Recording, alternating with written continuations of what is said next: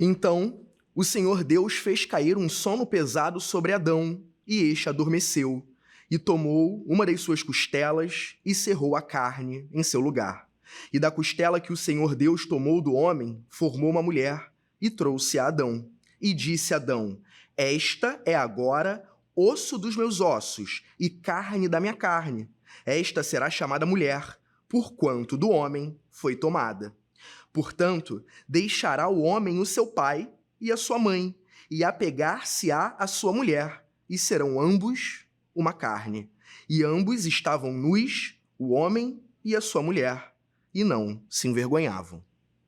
Muito bem, eu começo com esses versos. O meu nome é Vitor, e se você não os reconheceu, então é urgente que você faça, porque eles são fundamentais para a história que a gente vai falar hoje aqui. Caim, o livro cobrado para o exame discursivo do vestibular da UERJ. Estou eu, Vitor, professor, e o meu amigo... Professor Hugo Ornelas, professor de português também. Vitor, um prazer estar com você mais uma vez, né? Acho que é verdade. O 50º podcast que a gente grava aqui juntos. Sempre um prazer trocar uma ideia contigo. Você é um professor que eu respeito bastante. Galera, saudações, né? Saudações. Já que estamos de maneira temporal aqui. Muito bom estar aqui de novo. Pois né? é. E, mais uma vez, para fazer aquilo que a gente tem feito já nesses últimos tempos, falar sobre uma obra cobrada para o vestibular da UERJ, né, Hugo? Isso aí, vamos analisar aqui a obra. A gente sempre parte, né? Vamos seguir aqui nosso mesmo padrão de comentar o autor, quem é o autor, estilo do autor, como ele escreve e como essa tendência se aplica também às obras, né? Eu acho uma coisa muito interessante da arte, como o escritor ele pode, sei lá, desenvolver 200 obras, mas sempre tem algo dele ali, né? É verdade, A identidade. que é o que a gente chama de estilo. É o estilo, exatamente. E se tem alguém que tem um estilo muito próprio, é o Saramago. É verdade. É gritante. Eu sempre gosto de explicar a palavra estilo partindo do seguinte exemplo. Se você escreve, por exemplo, uma mensagem simples, qualquer que seja no WhatsApp, e você mantém ali um certo padrão, né?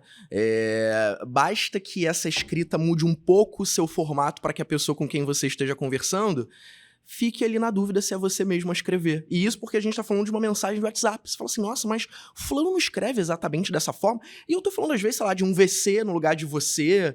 Estou falando, às vezes, de uma forma específica ali de pontuar, um sinal de pontuação. O que prova que cada um tem a sua forma, né? Específica de fazer. E quem dirá na literatura. Exatamente, aí mesmo isso né? fica muito mais óbvio. O professor Vitor, por exemplo, coloca VC, ele foi roubado, né? Porque o professor escreve como um gramático, né? É mentira. Com gramático. É mentira. Gente, olha, é importante dizer que esse podcast ele não substitui em medida alguma a leitura da obra. Pelo contrário, ele é um instrumento que você vai se utilizar depois da leitura da obra. Então não acredite que se trata aqui de uma substituição, porque não é verdade, tá? E aqui, para dar também uma outra informação que pode ser relevante, não é a primeira vez que a UERJ cobra o José Saramago, né? No exame específico do vestibular. Apareceu também em 18, se eu não estou enganado, com Ensaio sobre a Cegueira, que talvez seja a obra mais famosa até do Saramago, se bem que ele é um autor muito conhecido, muito laureado, né? Foi, inclusive, o único escritor de língua portuguesa a ganhar o Prêmio Nobel de literatura, em 98, se eu não estou enganado. 5. Isso. O que prova aí a grandeza. Talvez a gente possa até dizer que é por causa do Saramago que a narrativa em prosa da língua portuguesa, e aí não vou nem aqui trabalhar com literatura brasileira ou portuguesa, se bem que saibamos, né, que o Saramago é um português, mas vou falar propriamente da língua portuguesa. Talvez tenha sido ele o que expôs de uma maneira mais escancarada, mas aí também é um palpite aqui, tá bem? Vamos falar sobre a vida do Saramago. Vamos falar isso, né? Vamos falar. Saramago que nasce em 16 de 10 de 1922 e morre 18 de 6 de 2010. Isso é. Ano que ele escreveu, inclusive, acho que Caim, se eu não estou enganado, de 2009. 2010, né? Mas foi a última obra dele, né? Antes da sua morte. Pois é. E o que ele fazia, Hugo? Cara, Saramago, primeiramente, filho de camponeses. Eu acho que uma tendência da modernidade... A gente fala muito, por exemplo, em aula de literatura, Vitor, não sei se você lembra, mas quando a gente fala de eu lírico e fala de narrador, a gente é muito veemente para distinguir a figura do autor e a figura do narrador, por exemplo, né? A figura do eu lírico e a figura do autor. Mas eu acredito, isso aí é uma percepção minha, tá? Que a tendência do século XX é que essa distinção não seja tão evidente. né, que Eu o estou de autor acordo com você. tende a colocar mais sobre Eu ele. estou. E aí, no caso, acho que em relação ao Saramago, entender como foi a vida dele ajuda a compreender a obra, ajuda a entender algumas discussões, algumas propostas que ele Com faz. certeza. Se a gente partir do pressuposto, Hugo, que um texto ele nunca é feito ali fora do seu contexto de produção, do quem produz, para quem produz, de onde produz, por que Discurso é muito produz, pessoal, né? né? Ideológico, Então é né? claro que pensar na figura do narrador, qualquer que seja ele, tem, obviamente, muito a ver com o autor. Mas aí por uma questão, muitas vezes, ali, de escola literária, ou um modelo em cima do qual a gente precisa se debruçar para fazer a literatura acontecer na sala de aula, a gente sempre peça essa distinção. Mas analisando uma obra propriamente, um livro propriamente, não tem como a gente muitas vezes fazer essa distinção entre o que é autor e o que é narrador. Tô de acordo com você. Pois é, e aqui ajuda bastante, porque o Saramago, acho que ele viu de perto ali como era a questão do trabalho do camponês mesmo. Isso motivou o Saramago, infelizmente, a largar os estudos muito cedo. Saramago, ele teve que fazer um curso de serralheiro para começar a ganhar dinheiro muito cedo, inclusive. Mas curioso que no curso de serralheiro ele também tinha aulas de literatura. E aí ele começou, né, a ter um pouquinho de fascínio. Mas toda essa condição do Saramago, que veio realmente, né, de baixo, né, ele nunca pertenceu à alta classe, fez com que ele se engajasse muito em questões sociais, ele se filiou ao Partido Comunista. Então, algo no Saramago é muito forte. O Saramago é muito reacionário à figura de autoridade, à figura de poder, né, à elite. Então, acho que de diversas maneiras, né? Diversas roupagens. Se filia até o Partido Comunista, era claramente ateu, ou declaradamente ateu, e talvez essa informação aqui também seja muito relevante pro que a gente vai dizer. Com certeza. Né? Então, um cara de esquerda, ateu, percebe que ele vai subvertendo aquilo que a gente espera por um status quo, por um padrão, por um... É verdade. Exatamente. Então, as figuras de autoridade, as figuras de poder, né? Quem detém, quem se assenta nesses lugares, normalmente vai ser o alvo das críticas do Saramago.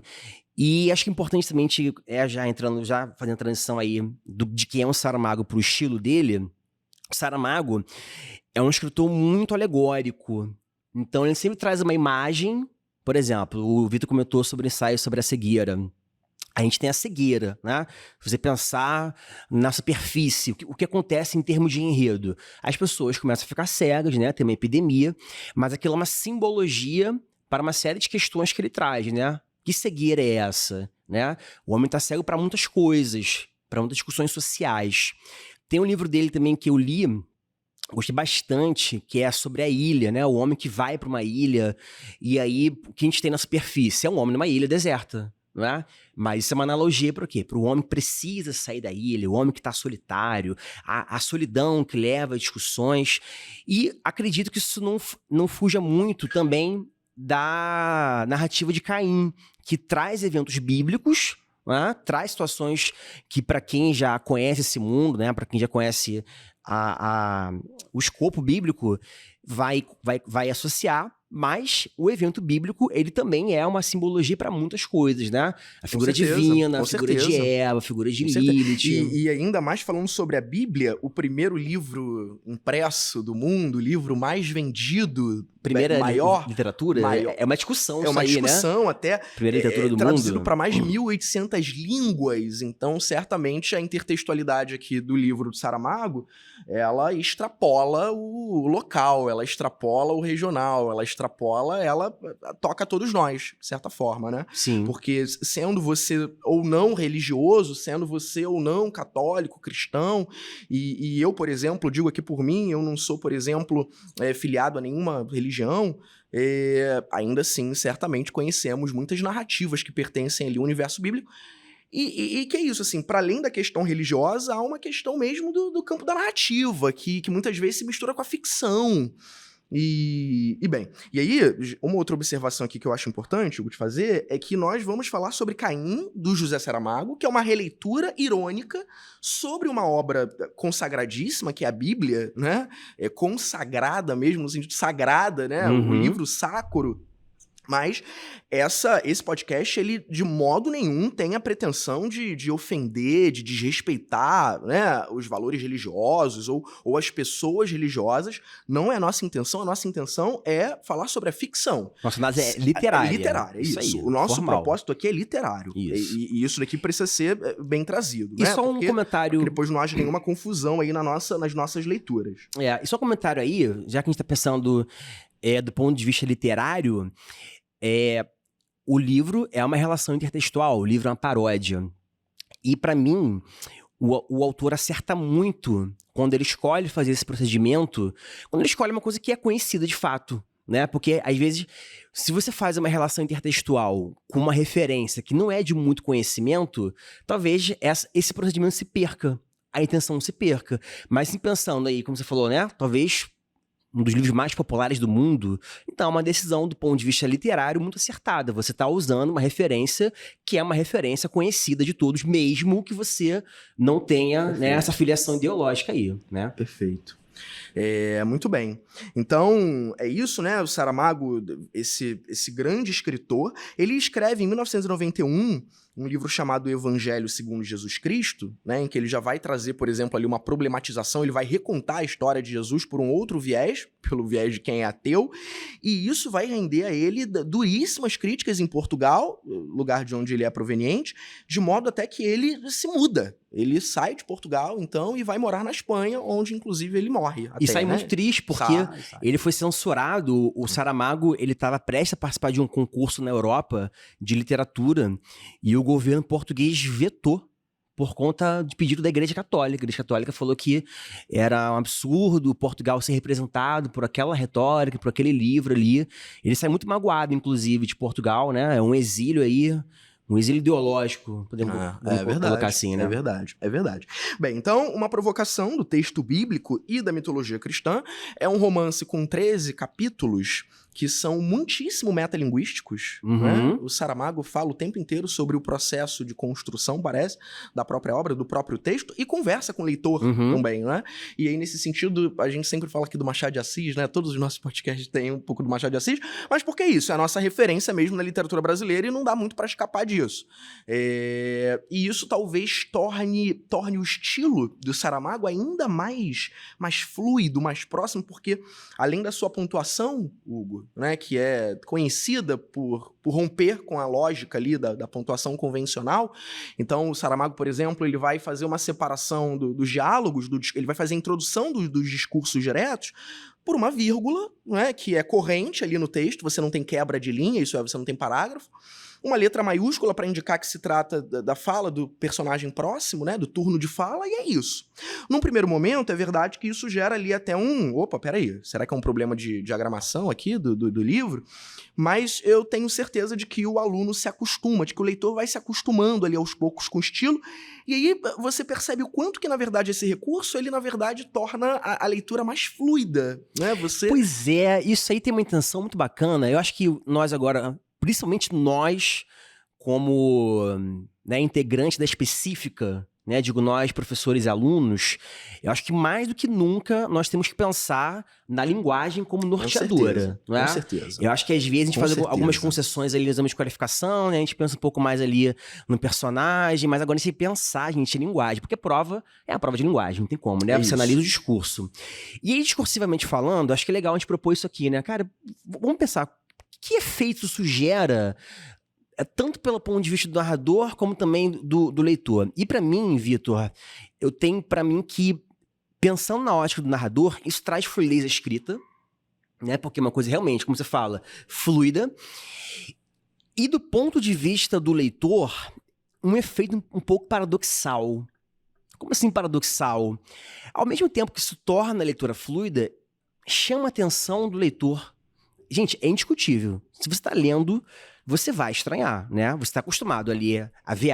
Às vezes você nem sabe o que é, tá esquisito, né? Às vezes falta aí um conhecimento mais técnico. Às vezes ele nem sabe que tá faltando aspas, falta ali uma pontuação que indica o discurso direto, mas ele vai achar estranho. Esse estranhamento, Vitor, eu digo por mim, tá? Minha experiência própria, me faz parar. Peraí, deixa eu voltar aqui nesse diálogo.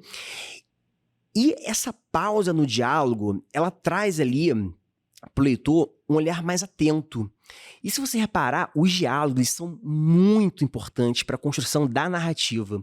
Porque são nos diálogos, por exemplo, que a gente vê ali talvez a crítica à autoridade divina, que a gente vê uma certa injustiça com o personagem, né?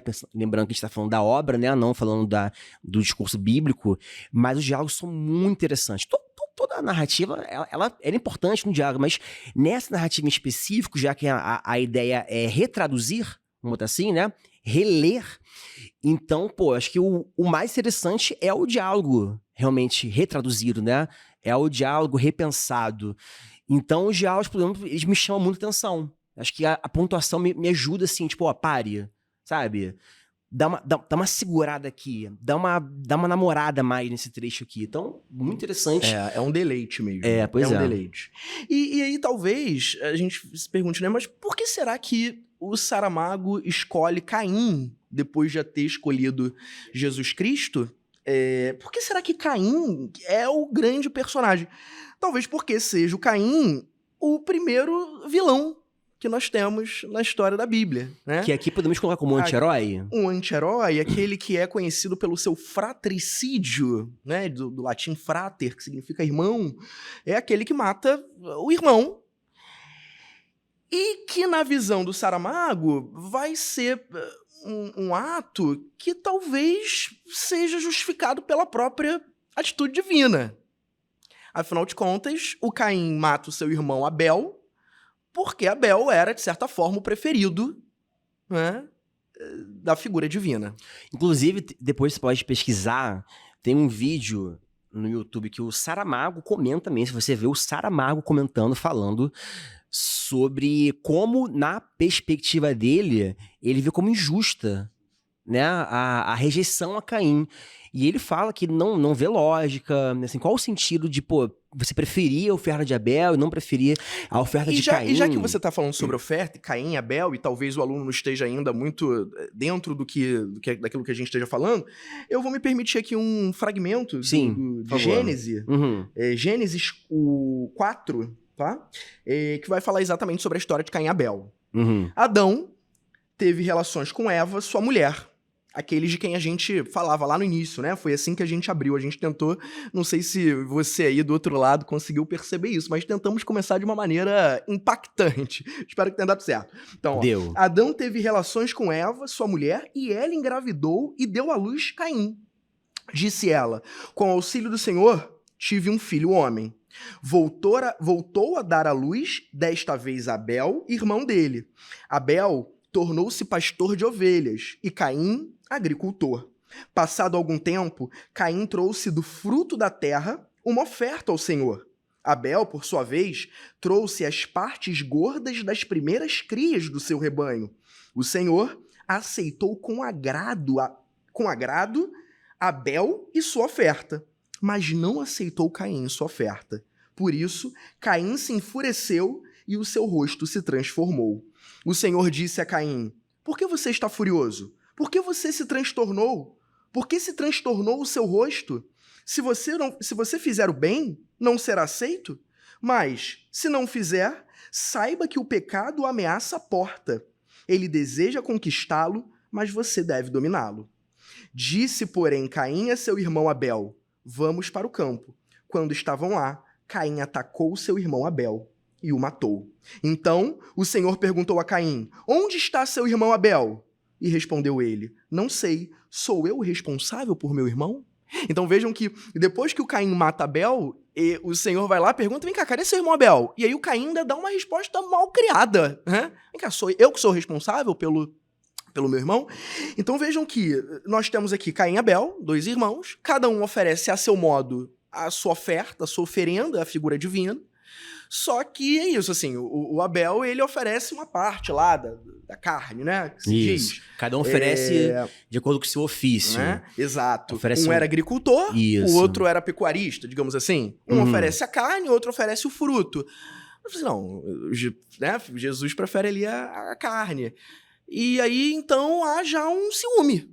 Ou seja, o Caim se sente enciumado do irmão. E aí vai lá e mata o seu irmão Abel.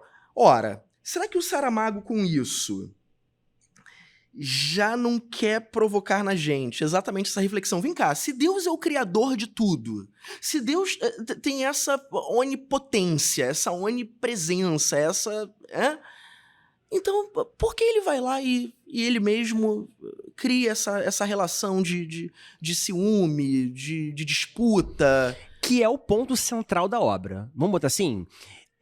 Quem é o grande protagonista, se você pensar assim, do ponto de vista moral, né? O Caim, claramente, é o personagem que é o condutor.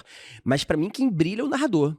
É o narrador. O narrador, como que a gente consegue trazer, então, essa releitura do discurso bíblico? O narrador. Então, acho que é muito importante que a gente consiga marcar as intervenções do narrador. E, gente, isso é padrão durante a história, tá? Todas as vezes que você tem algum episódio bíblico, né? Que ocorre uma tragédia. E normalmente as tragédias na Bíblia estão associadas a falhas humanas. Basicamente é isso, né? É o homem que precisa ler a Bíblia para reconhecer seus erros, se arrepender e não voltar mais àquele erro, né? E ali Deus como uma grande figura que está ali ensinando. Só que isso é desconstruído na obra do Saramago na medida em que o Saramago ele traz esses mesmos eventos bíblicos, né, com os mesmos acontecimentos, só com a ótica diferente. E isso em todo momento. Em todo momento, a culpa acaba sendo de quem? A culpa acaba sendo de Deus, a figura divina. Deus com letra minúscula, né, que não representa a figura divina de maneira popular, religiosa que a gente conhece, né? É aquele Deus, e também aquela figura já uma de autoridade. Desacralização com essa letra minúscula. Sim, de todos os personagens, inclusive, todos os né? personagens. Que aparece ali.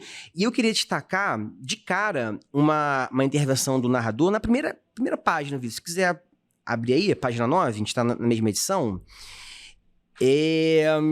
Uma coisa boba, né? A gente começa assim com uma coisa boba e claramente o narrador ele vai deixando as ironias mais tensas. Mas é quando ele fala, quando o narrador apresenta a criação de Deus, né? De Adão e Eva, que aparentemente eram perfeitos em tudo, mas não lhes saiu uma boca da palavra. Né? Não lhes saiu uma palavra da boca, nem emitiu ao menos um simples som primário que fosse. Teve de ficar irritado consigo mesmo. Olha a intervenção do narrador aí, né? Já falando que Deus ficou irritado consigo mesmo, então esse Deus já não é tão perfeito, porque ele não planejou uma coisa básica, que era a comunicação, e ele até usa uma linguagem brusca depois ali, né? Então enfiou a língua. Exatamente. E é curioso porque esse irritado é uma característica do Senhor que vai se reproduzir em várias outras passagens. Então sempre vejam irritado, que... colérico, exato, desmedido. Né? Desmedido. Parece que é desproporcional ali pro que representa, pro que é, ou pro que a gente atribui ao que ele seja, né?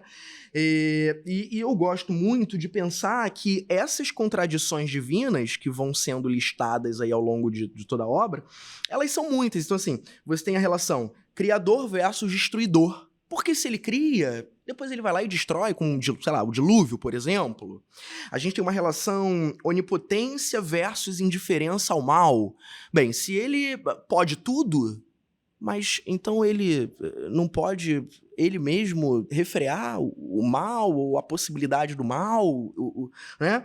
Ou, por exemplo, a justiça versus o favoritismo. Porque se Caim e Abel, ambos vão lá e ofertam alguma coisa ao Senhor, por que então ele prefere um deles? Pois né? é. Ou, por exemplo, a misericórdia e a punição desmedida. Porque se, por exemplo, ele vai ser misericordioso com o Ló, ele vai, por exemplo, pedir que o Abraão mate o seu filho Isaac Pra testar pois é. A sua... Então, mas uma coisa interessante, Vitor, que torna a obra do Caim, né, do Saramago, essa obra que é porque tudo isso sempre tem intervenção do narrador. Porque se você pensa assim, se você fizer uma leitura bíblica, não sei aqui quem já leu, né, quem já teve que ter essa atividade, mas a leitura bíblica, ela não deixa margem para você questionar a autoridade divina. Na verdade, toda a construção narrativa é a culpa do homem, né? Esse é o ponto, né? É a jornada do homem que está em pecado, o homem que sempre falha, e ele precisa rever suas falhas. Só que aqui parece que tem uma amenização. Não vou tirar assim, que ele tira a culpa, porque em alguns momentos o próprio narrador reconhece algumas falhas de Caim, né?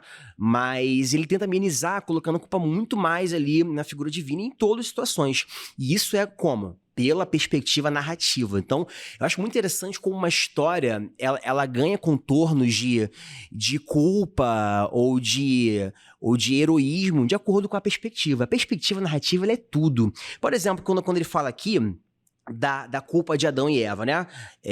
Adão e Eva são expulsos do paraíso porque comem do fruto proibido. Né? Na história original é essa aqui. E aí, na página 12, lá no finalzinho, o narrador, mais uma vez, né? Isso aí é uma tendência, né, da narrativa. Todo evento bíblico que normalmente a culpa iria incidir na figura humana, ela acaba sendo redimensionada para a figura divina. Aí ele fala aqui, ó, o pecado original, né? O pecado original, ele vem, né? Porque teoricamente, né, pensando assim, do ponto de vista bíblico, de onde que vem a dor no parto? Do erro da Eva, né? Por que o homem precisa trabalhar? Porque isso é uma consequência de comer, né? Então, qual é a consequência? Nós trabalhamos hoje, teoricamente, né? A gente trabalha pra caramba por conta do erro de Adão, né? Então, você vai... do suor do teu rosto comerás. Essa é uma das maldições, né?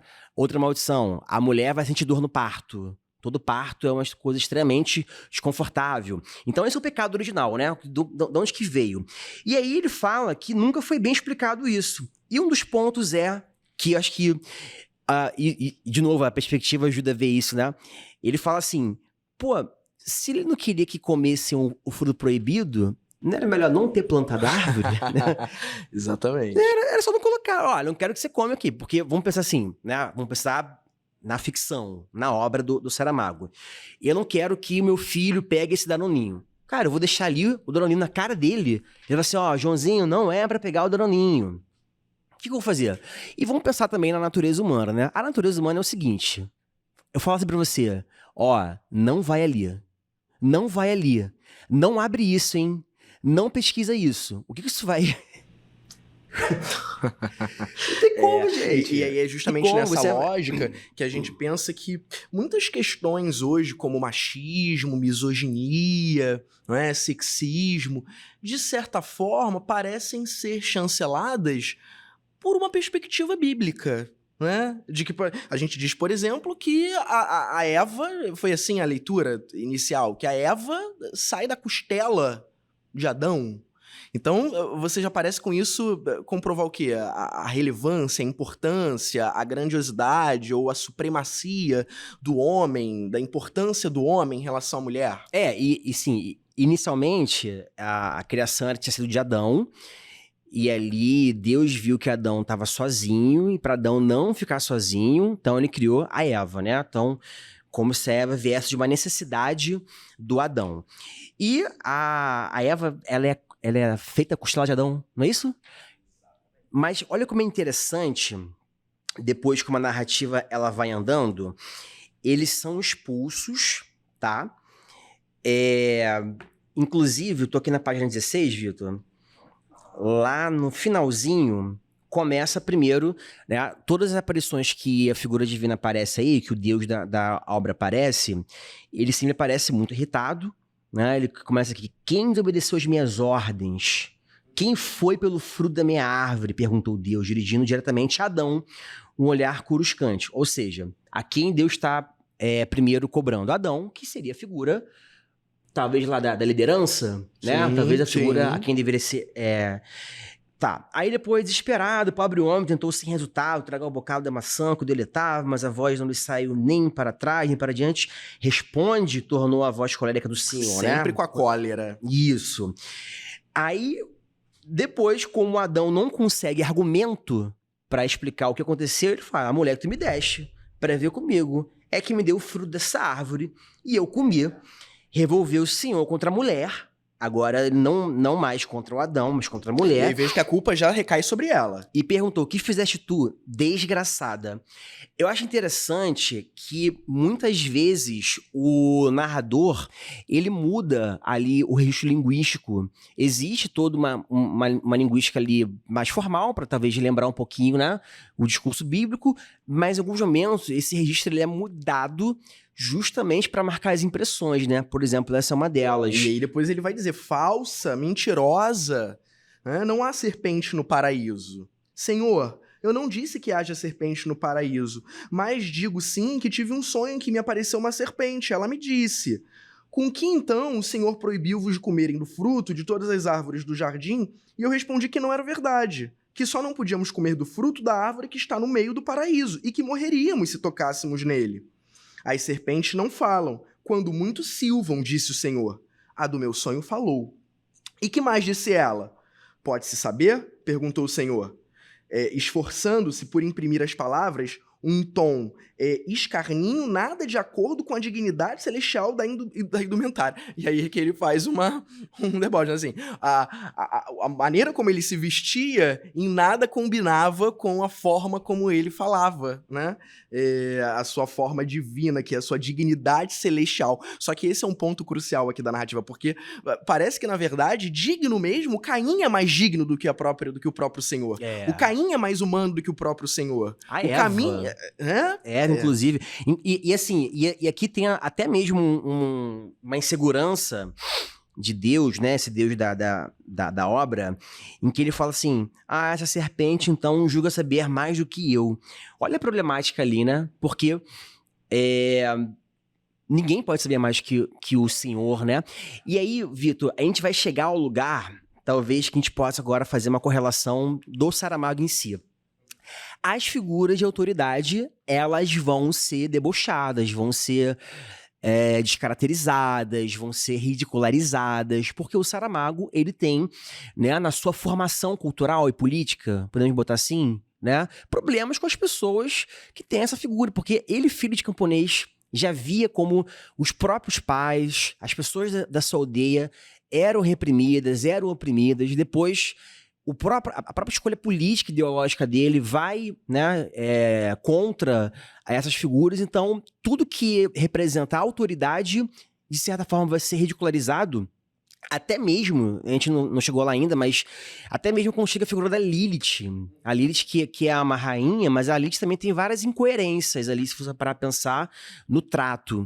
Então, acho que um ponto legal para o aluno aqui se atentar é isso, né? Como é que isso pode virar uma questão de um trecho, né? Que isso represente uma tendência da obra, que é criticar a figura de autoridade. A gente pode pensar isso de maneira muito ampla, não só na autoridade divina, mas qualquer autoridade, né? Política, enfim, né? A gente pode pensar aí nas naturezas dessas políticas. E aí a obra vai seguindo de um jeito muito interessante, que sempre trazendo essa profundidade que humaniza o Caim, apesar do seu feito terrível, que foi matar o seu irmão, e sempre trazendo uma visão fria, meio distante, agressiva, colérica, como a gente viu ali o adjetivo, para a figura divina, né? Pois que é a figura de quem a gente espera. Então, acho que essa inversão é também um ponto muito central, assim, ao longo da narrativa, né? Mostrar como que há essa mudança das perspectivas. Pois o Caim como... E essa mudança, ela também acontece, né? Ao mesmo ponto que você tem uma certa ridicularização, assim, da figura divina, você fica bem escancarado, né? Pelas ironias, a gente também tem uma exaltação da figura feminina, representada pela figura da Eva. Eu vou lá para a página 22 e 23. Nessas páginas, aqui a gente tem um questionamento da Eva, né? Então a Eva, ela começa a questionar o Adão no seguinte sentido.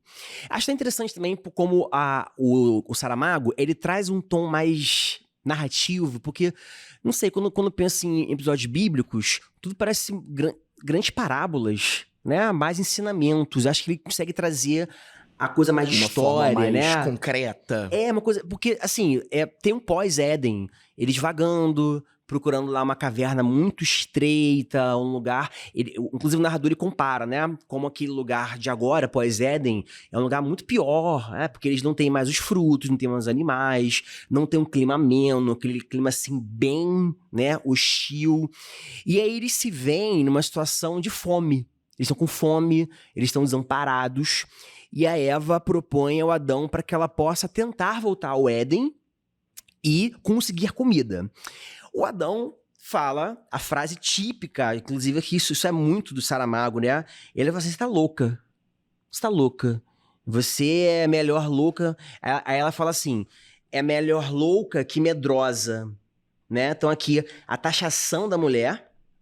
E aí, na página seguinte, na página 23, olha como é interessante essa desconstrução da Eva, tá? Estou na página 23, primeira linha ali, ó. Ia como alguém dirá, decentezinha, embora não pudesse evitar. Então, vamos pensar aqui nesse contraste. Decentezinha, talvez na perspectiva tradicional, embora não pudesse evitar que os seios soltos, sem amparo, se movessem ao ritmo dos passos. Não podia impedi-los, nem tal pensou. Não havia por ali ninguém que lhes pudesse atrair. Nesse tempo, as tetas serviam para mamar e pouco mais. Então, a linguagem mais esdrúxula, né, que essa mudança de registro é muito comum no Saramago, estava surpreendida consigo mesma, com a liberdade com que tinha respondido ao marido, sem temor, sem ter de escolher as palavras, dizendo simplesmente o que, na sua opinião, o caso justificava. Era como dentro de si habitasse uma outra mulher, com nula dependência do senhor, ou de um esposo por ele designado, uma fêmea que decidira finalmente fazer uso total da língua e da linguagem que o dito senhor, por assim dizer, lhe havia emitido pela boca abaixo. Então, isso aqui já é uma ruptura da Eva, que acho interessante usar ali o sufixo mais irônico, né, decentezinha, ou seja, a Eva na concepção mais tradicional da mulher, recatada, mas ao mesmo tempo essa mulher ela vai se libertando, essa mulher ela vai se tornando mais autônoma, e o que eu acho mais interessante ainda é um instrumento que ela usa para autonomia, que é a linguagem. Que é a linguagem. A linguagem é uma forma de autonomia. Que é a linguagem, E antes ainda, o próprio Adão havia repreendido a Eva, né? Porque lá mesmo na página 22, onde estávamos, ele vai dizer, não me faltes ao respeito, gritou Adão, enfurecido. Eu não tenho medo, não sou medroso. E ela diz, eu também não. Portanto, estamos quites. Então, aí, de novo, ela, na linguagem, responde ali à altura dele, né? Muito legal esse papel, ou essa representação da Eva, que depois, de certa forma, vai aparecer também na própria figura transgressora da Lilith, né? Uma figura sensual que se envolve com Caim e que, aliás, na verdade, é retratada em várias mitologias, né? Até uma certa nebulosidade em relação a quem seria Lilith, de fato, de onde ela teria surgido, qual é a mitologia da qual ela faça parte ali primordialmente. É esse contraponto à submissão feminina que a gente percebe também na própria figura da Eva. Pois é, a Lilith, se não me engano, no protestantismo, na Bíblia, ela não aparece. Acho que tem algumas teorias que dizem que ela é mulher de Lúcifer, alguma coisa assim, né? Mas na tradição mesmo, ela não é um elemento. E ela é sempre tida como uma personagem sensual, né? Libidinosa, independente, provocadora. Que a Eva também era, né? Que a Eva, exatamente. Inclusive, a Eva seduz um anjo, né? A Eva usa do seu corpo ali para seduzir o anjo. Agora, Vitor, eu queria falar um pouquinho, já que a gente falou aqui, mencionou a linguagem, eu não sei porquê, mas eu posso botar aqui uma possível... Botar aqui um chute de que o Hermes poderia trazer como discussão. Tá lá na página 46 do livro... e vai ao encontro do que a gente comentou aqui sobre o estilo do Saramago, né? Diálogo com o leitor e tal. Só para colocar aqui como contexto, o Caim, após ser rejeitado, né? Ser preterido ali pelo seu irmão Abel, ele tem uma consequência, né? Uma consequência até mesmo de contraste. Ele recebe uma marca na testa. Essa marca na testa significa, primeiro, que ele vai andar errante pela terra, ou seja, Vai ele perambular, vai vagar, né? vai vagar e tá fadado ao fracasso. Vai vagar. Mas, ao mesmo tempo, a marca na testa o protege. Ninguém pode matá-lo. Não é? Tanto que tem Que é, de novo, meio paradoxal, não é? um grande paradoxo. Que, inclusive, isso não aparece ali na Bíblia, se não me engano, mas é um trato que o Senhor faz com Caim. Então, o próprio Senhor reconhece que ele exagerou. Aí, acho que tem uma parte que ele fala assim, é verdade, eu errei, né? Assume a parte da culpa, e aí, por isso, eu vou te proteger. Vou te proteger, você não vai ser morto, mas, ao mesmo tempo, você vai andar errante. Enfim, e aí, nisso que o Caim tá andando errante, acho muito interessante falar em relação à profissão, né?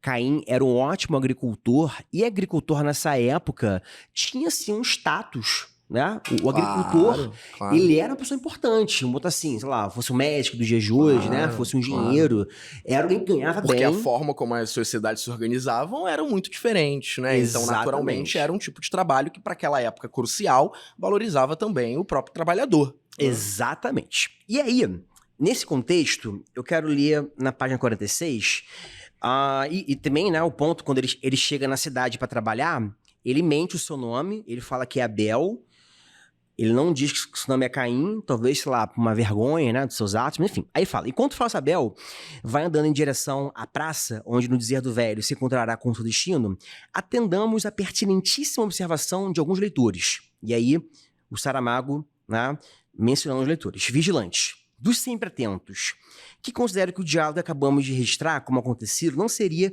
historicamente nem culturalmente possível que um lavrador de poucas e já nenhumas terras e um velho de quem não se conhece ofício nem benefício nunca poderiam pensar e falar assim, esse assim de um jeito mais formal, né? Tem razão os leitores, porém a questão não estará tanto em dispor ou não dispor de ideias e vocabulário suficientes para expressar, mas sim na sua própria capacidade de admitir que mais não seja por simples empatia humana e generosidade intelectual que um camponês das primeiras eras do mundo e um velho com 2 ovelhas atadas a um baraço, apenas com seu limitado saber e uma linguagem que ainda estaria a dar os primeiros passos, fossem impelidos pela necessidade de provar maneira de expressar premonições e intuições aparentemente fora do seu alcance. Que eles não disseram aquelas palavras é mais do que óbvio, mas as dúvidas, as suspeitas, as perplexidades, os avanços, os recuos de argumentação estiveram lá. O que fizemos foi simplesmente passar ao português corrente o duplo e para nós irresolúvel mistério da linguagem e do pensamento daquele tempo. Se o resultado é coerente agora, também o seria na altura, porque, ao final, almocreve somos e pela estrada andamos. Todos, tanto os sábios como os ignorantes. Então, ele faz aí uma metaficção, vamos botar assim, né? Uma crítica ao próprio estilo, em que ele fala da questão verossímil do registro da linguagem. Ó, temos aqui um camponês, temos aqui um outro que não conhece o ofício, e tudo bem, eu reconheço que esse registro linguístico talvez não seja verossímil, ou seja, eles talvez na realidade não falariam assim. Mas a importância que o narrador dá aqui de dar voz também a essas figuras. Então, a gente, mais uma vez, tem um Saramago que dá voz a talvez quem não tivesse voz, vamos botar assim, né? Porque nesse momento Caim, ele é o quê? Um condenado, né? Esse rapaz, esse velho aí que não tem nome, também é alguém talvez irrelevante. Então, as pessoas que talvez que não tenham tanta voz socialmente, ou que não têm, talvez, a destreza linguística, elas também podem se expressar, né? Elas também podem colocar. E, Vitor, vamos pensar no mundo de hoje. Quem é que tem voz? Quem é que é ouvido na nossa sociedade? É quem domina a linguagem, é quem sabe expressar. E quem não sabe expressar parece que não tem voz, parece que não pode expressar as suas questões. Então, isso é uma questão aqui interessante, né? Bem que a gente pode... Atualíssima. E aí você falava sobre o fato de ser o Caim um ser errante, isso é, que vaga, que perambula pelo mundo, e ainda a narrativa, o Saramago faz com que esse personagem ele vá perpassando por vários episódios bíblicos, conhecidos até, então como a questão do Isaac e do Abraão, ou como a questão lá de Ló, né, das cidades Sodoma e Gomorra. Sodoma e Gomorra, e os seus significados, né, que tem para hoje. Muita gente associa ali, por exemplo, a uma questão da homossexualidade, né, de que aqueles habitantes eram perversos, cruéis e também libidinosos, corruptos, né? Bem, e também vai falar, por exemplo, sobre Jó, vai falar sobre a Torre de Babel. Então vejam que o Caim ele vai perambulando por esses episódios bíblicos, em que sempre temos a visão ali da figura divina como a central, a importante, a divina, de fato, e quando, na verdade, o Saramago vai questionar todos esses atos. Então, vai falar, vem cá, a questão de Abraão e Isaac. Como assim? Existe uma obediência cega à autoridade divina, a ponto de você sacrificar o próprio filho? Mas vem cá, mas por que razão o Senhor está fazendo esse tipo de pedido? Que Senhor é esse? Que pede que alguém mate o seu próprio filho, né? Que salva uma pessoa na cidade, mata todas, destrói uma cidade, e destrói todas as outras. Porque ele diz, né, na questão de Sodoma e Gomorra, olha, se houver 10 pessoas que consigamos ali classificar como justas, então tudo certo. Mas ele diz que não encontrar, né, essas 10 pessoas. Mas vem cá, não há crianças nesse lugar, não há pessoas, não há pessoas mais velhas, não há pessoas enfermas, não há doentes, não há ninguém, só há pessoas ruins, né? E aí, de novo, a gente vai revisitando esses episódios por uma... Então, acho sempre que esse com é um a culpa divina. Você tira a culpa ali do homem e a culpa sempre é divina, porque ele não administrou, porque ele foi injusto. Acho que é você mesmo que diz, Hugo, que esse livro ele é muito cíclico, né? Eu achei muito, muito interessante essa sua fala. Porque é isso, se você consegue, de certa forma, captar já nas primeiras linhas, já nas primeiras páginas, essa inversão dos papéis entre Caim e a figura divina, você consegue com facilidade entender ali a narrativa, né? Pelo menos a dinâmica da narrativa. E, de novo, a linguagem, sendo uma linguagem fluida, ela aproxima o leitor em algum momento, porque é paradoxal também, né? Ao mesmo tempo que ela faz a gente parar, ela faz a gente andar, né? Com uma certa fluidez.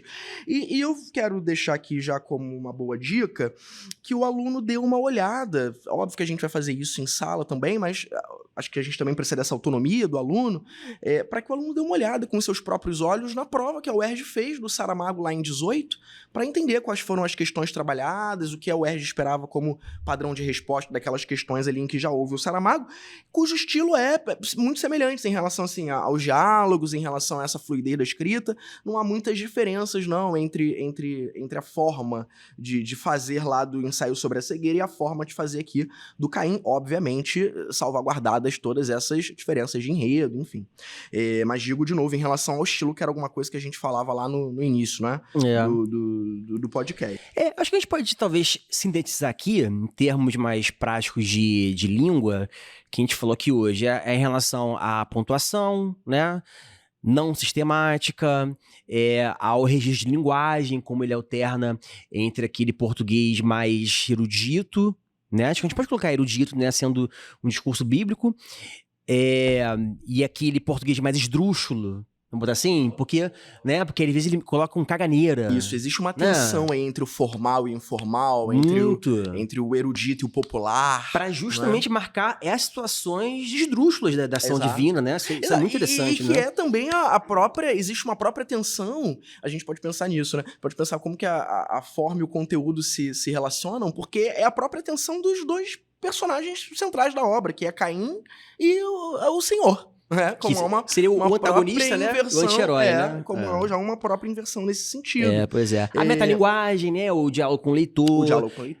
São possíveis questões que podem aparecer, né? A gente pode ter uma reflexão sobre isso aí. Eu sinceramente acho que a UERJ não vai se enveredar pelos caminhos da Bíblia, da crítica religiosa pela perspectiva bíblica. Concordo com você. Né? Eu acho que a UERJ não fará uma questão polêmica, não fará uma questão problemática, não é cara desrespeitosa. Não é cara da UERJ. Tem muito a ver com... E vou de novo, a gente está partindo do pressuposto de que a análise aqui é em relação à ficção. A gente está analisando ficção, exatamente. Literatura, arte, não tem nada a ver aqui com... Se bem que a gente possa dizer que a Bíblia tem ali boas boas doses de ficção, mas aí não nos cabe aqui entrar nesse mérito, né? Porque a obra, sendo intertextual, a gente faz diferença à Bíblia, mas a análise aqui ela não é sobre a história bíblica, diga-se de passagem, né?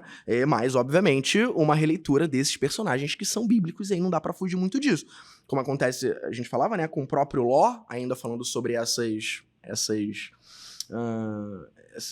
aparentes incongruências, né? Então, o Ló, por exemplo, ele vai oferecer as filhas, né, no lugar dos hóspedes, para que quase que ele é um abuso sexual, né? Ele quase que oferece as filhas e ainda assim é salvo, e ainda assim pode sair lá das cidades com uma certa proteção divina, né? Então a gente percebe que é recorrente que personagens duvidosos ali quanto às suas atitudes, à sua moralidade, ao seu caráter, sejam beneficiados enquanto outros sejam, não sei, sentenciados, julgados, condenados. Eu acho que a gente pode como tirar... o próprio Caim. Acho que a gente pode tirar aí, Vitor, assim, é decisão dele, né? Esse é um problema, às vezes, de alguém que tá no controle. Porque, assim, o cara que tá no controle, ele tem que tomar uma decisão.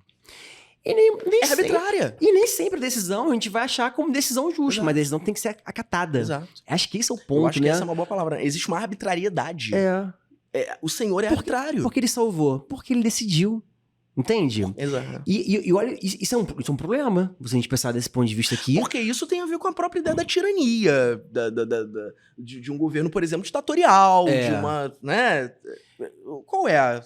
Sim, de maneira nenhuma eu tô querendo ou o Vitor querendo taxar o Samuel como anarquista, né? Isso aqui já tá fora superado, o controle. acho.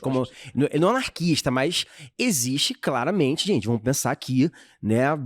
Olha aí pra políticos, olha aí pra empresas, olha aí pra pais e mães, por que não? Não é? Olha aí pra coordenadores, pra vida de maneira geral. Cara, você nunca viu uma decisão de um chefe, uma decisão de alguém com autoridade em que você viu uma falha, um problema ali?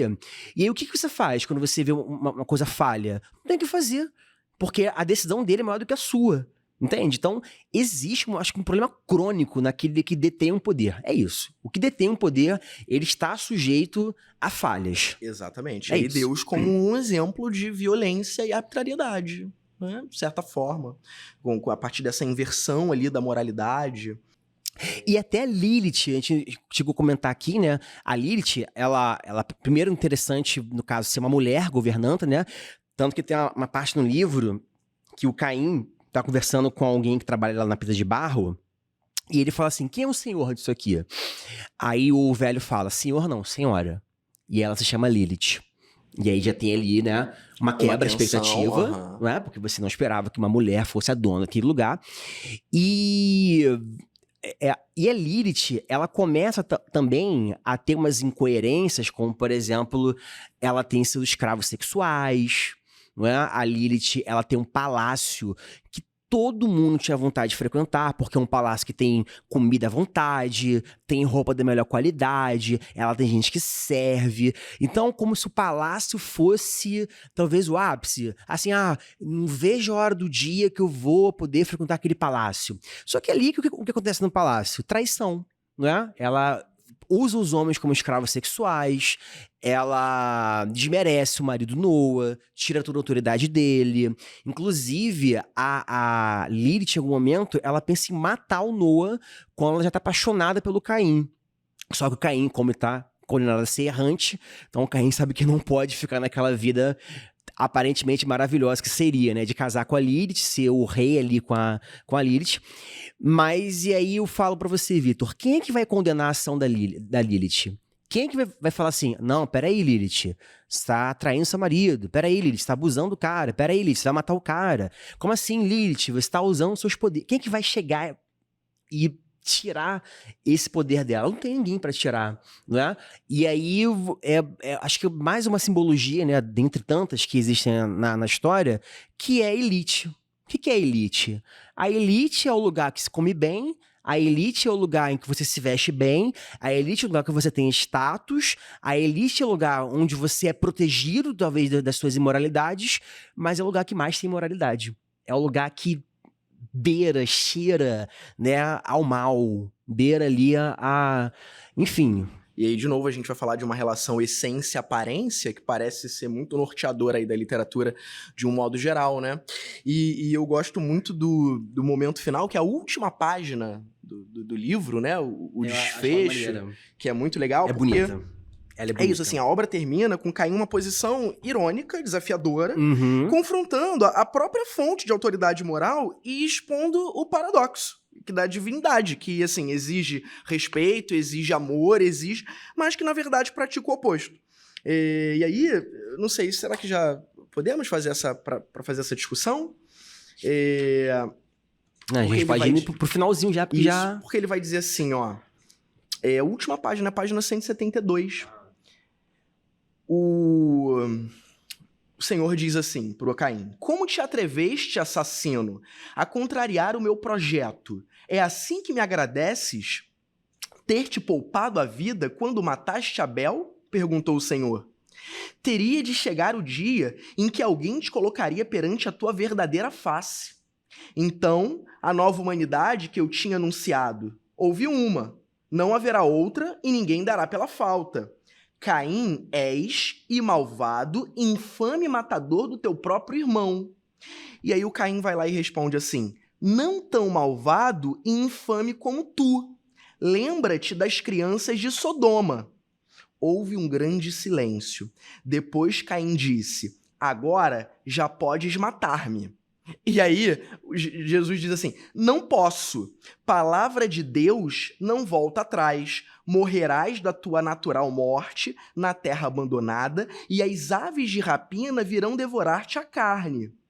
Sim, responde o Caim, depois de tu primeiro me haveres devorado o espírito. Nossa, isso é muito bom, né? Por que isso? Porque aí a gente vai perceber a própria contradição aí. Deus não pode matar Caim, porque ele mesmo tinha já feito essa promessa lá atrás, e a palavra dele não volta atrás. E aí depois o Caim tem um desfecho maravilhoso, porque ele vai dizer assim: olha, você já me devorou o espírito. Você já me devorou a alma. Já tô morto, já tô morto, de essência. Exatamente. Né? Ou seja, parece que no final das contas eu sou um produto do que você criou. É isso, você é o criador disso tudo. Então, que culpa tenho eu? Pois é, e o Caim, ele é tão multifacetado que ele tá sempre nesses dois lados, praticamente, né? Entre o lado da vítima, né? Aquele que anda errante, mas ao mesmo tempo por ser protegido, ao mesmo tempo por saber que tinha um parte da culpa divina, ele também afronta. Então é um afrontoso, mas ao mesmo tempo medroso, né? É alguém que questiona, mas ao mesmo tempo tá fadado ali à tragédia, né? É trágica a vida do Caim, que anda errante, né? Gente, andar errante é uma coisa muito... Tu já andou errante? Acho que não. Eu espero que não. Cara, assim, mas vamos assim, tu tá perdido. Gente, errante aqui como sinônimo de perdido, Cura. Aquele que vaga sem um destino. Tá perdido é horrível. Né? Horrível, aquele que não tem um gente. lugar em que possa se sustentar, parar, nada disso, né? E aí, de novo, Deus como essa figura mesquinha, como essa figura meio egóica, né? Meio egocêntrica que tá da sempre... primeira página até a última página, né? Então isso aí se manteve ao longo da história. Muito bem. Eu acho que... Você tem mais alguma observação, Hugo, a fazer? Não. Alguma conclusão? Então, acho que a questão esse questionamento da justiça divina, esse paradoxo entre destino e livre-arbítrio, a questão da moralidade, essa inversão dos papéis, essa quase profundidade filosófica que há, né, com essas questões religiosas envoltas. A ironia constante. Acho que o interessante é você perceber todas as ironias. São muitas ironias. São muitas ironias. Né? São muitas, essa visão crítica e humanizada dos personagens bíblicos, né? Da própria figura divina, de certa forma. Que aqui se assemelha muito até ao que a gente percebe no paganismo, né? Que são os deuses. Sobretudo quando a gente pensa em mitologia romana, né, greco-latina, em que os deuses são muito tradicionalmente ali caracterizados como humanos, e aí eles têm, por exemplo, ira, eles têm ciúme, eles têm ódio, eles têm raiva, e aqui como Deus é também tomado por essas características que a gente entende como humanas, né? Acho que é isso, acho que vamos ficando por aqui, né? Foi mais uma vez um prazer, espero que esse podcast tenha te ajudado de alguma forma, e insisto que, obviamente, não substitui a leitura do livro. É também conveniente que você faça depois uma pesquisa ali, ainda que por alto, de quem tenha sido, de novo, né? Abel, Caim, Adão, Eva, porque tudo isso é importante pro andamento da narrativa. É verdade que não é necessário entrar em grandes, se embrenhar em grandes questões bíblicas, não. Só uma referência, mera referência. Pelo menos pra gente ter essas referências, tá bem? Foi muito bom estar aqui. Eu sou Vitor. Gente, sou o professor Gornelas, obrigado aí pela audiência. Foi um prazer, Vitor, gravar com você. Espero também que ajude bastante você, gente. Bons estudos, tamo junto. Valeu, gente. Tchauzinho. Valeu, tchau, tchau.